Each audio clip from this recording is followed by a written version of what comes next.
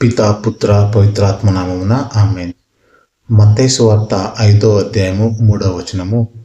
దీనాత్ములు ధన్యులు, దేవరాజ్యము వారిది.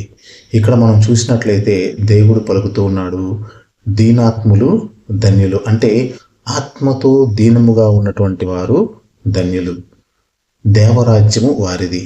అంటే నీకు ధన్యత రావాలి అంటే, మనకు ధన్యత రావాలి అంటే దేవుడు కోరుకునేది ఏమిటి అంటే మనము దీన ఆత్మను కలిగి ఉండాలి. అంటే మనసులో తగ్గించుకొని ఉండాలి.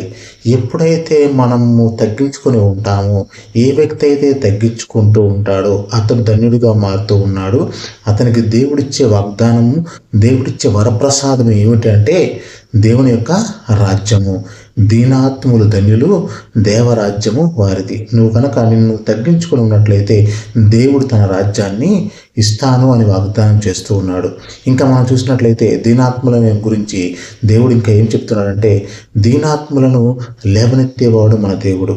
మనం లూకాసు వార్తలు మనం చూసినట్లయితే మరియ తల్లి మాట్లాడుతుంది. మరియ తల్లి పరిశుద్ధాత్మతో నింపబడినదై ఆవిడ చెప్తూ ఉంది, స్తుతిస్తూ దేవుని ఆరాధిస్తూ అంటూ ఉంది, దేవుడు అధిపతులను పడత్రోసి దీనులను లేవనెత్తును. ఇక్కడ మనం చూసినట్లయితే దేవుడు దీనులను లేవనెత్తుతాడు. ఎవరైతే తను తగ్గించుకుంటాడో, ఎవరైతే తాను తగ్గించుకొని దేవుడికి అర్పించుకుంటారో, దేవుడి మీద వదిలేస్తూ ఉంటారో దేవుడు వారిని లేవనెత్తుతూ ఉన్నాడు. ఒకవేళ నువ్వు కనుక నేను కనుక దీనాత్ములుగా ఉన్నట్లయితే దేవుడు మనలను ఒకరోజు లేవనెత్తుతూ ఉన్నాడు. ఇంకా మనం చూసినట్లయితే దేవుడు దీనాత్ముల యొక్క ప్రార్థనను ఆలకిస్తూ ఉన్నాడు. ఇంకా దాన్ని మనం బైబిల్లో చూసినట్లయితే 1 సమూయేలు గ్రంథంలో 1వ అధ్యాయంలో అన్న ప్రార్థన చేస్తూ ఉంది.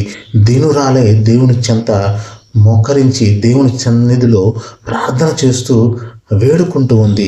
వేడుకుంటూ ఉన్నప్పుడు దేవుడు తన యొక్క బాధని చూస్తూ ఉన్నాడు, తన యొక్క తగ్గించుకుని ఉన్నటువంటి పరిస్థితిని చూస్తూ ఉన్నాడు.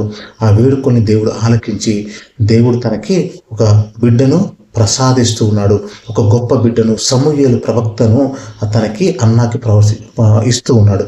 అదేవిధంగా శతాధిపతిని కూడా మనం చూసినట్లయితే శతాధిపతి ప్రార్థన చేసినప్పుడు దేవుడు అతని ప్రార్థన ఆలకించి తన సైనికునికి స్వస్థతను ఇస్తూ ఉన్నాడు. కాబట్టి ఎవరైతే తను తగ్గించుకుని దేవునికి ప్రార్థన చేస్తూ ఉన్నారో దేవుడు వారి ప్రార్థన ఆలకిస్తాడు, వారిని లేవనెత్తుతాడు. కాబట్టి మనము దీనాత్ములుగా ఉండాలని ప్రభువు కోరుకుంటూ ఉన్నాడు. పితా పుత్ర పవిత్రాత్మ నామమున ఆమేన్. ప్రైజ్.